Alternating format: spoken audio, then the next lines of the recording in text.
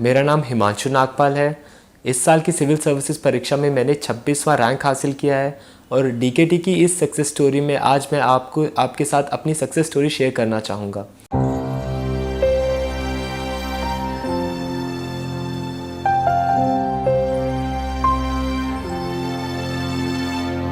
जब मैंने कॉलेज में एडमिशन लिया, मेरे फादर मेरे हॉस्टल के इंटरव्यू के बोर्ड साथ मेरे बैठे थे और वहाँ पर एक बोर्ड लगा हुआ था जहाँ उन्होंने मुझे बताया कि एक दिन मैं तुम्हारा नाम वहाँ देखना चाहता हूँ। और हॉस्टल के एडमिशन होने के बाद ही जैसे मेरे फादर वापस जा रहे थे, उनकी मृत्यु हो गई।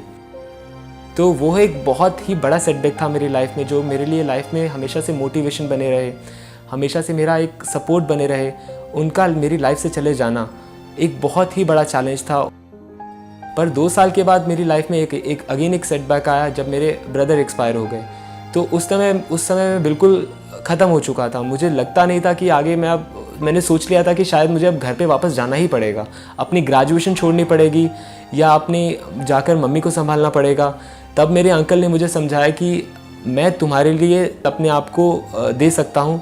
यहाँ पर मेरी मम्मी वहीं रहती थी और मैंने 3 साल मैंने सोच लिया था कि ये सिविल सर्विसेज अब मेरे लिए एक ऑप्शन नहीं बन चुका है, ये अब मुझे करना ही पड़ेगा। तो अगर आपको ये लगता है कि दिक्कतें एक आपके रास्ते में रोड़ा बनती हैं, तो ऐसा नहीं है। दिक्कतें सबकी ज़िंदगी में होती हैं, पर उससे राह निकालना, रास्ता आपको खुद देखना पड़ेगा ताकि उस मंजिल तक आप पहुंच पाएँ।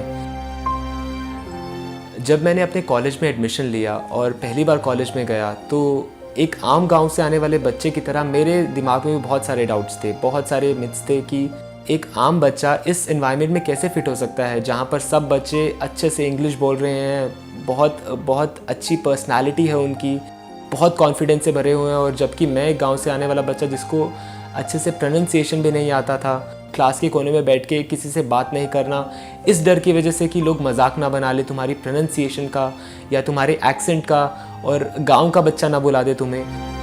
एक क्लास में ऐसा हुआ जब मैंने एक टीचर से ये डाउट पूछ लिया कि एक एमपी और एमएलए में डिफरेंस क्या होता है, तो बच्चे हंसने लगे कि ये चीज़ कैसे नहीं पता हो सकती आपको।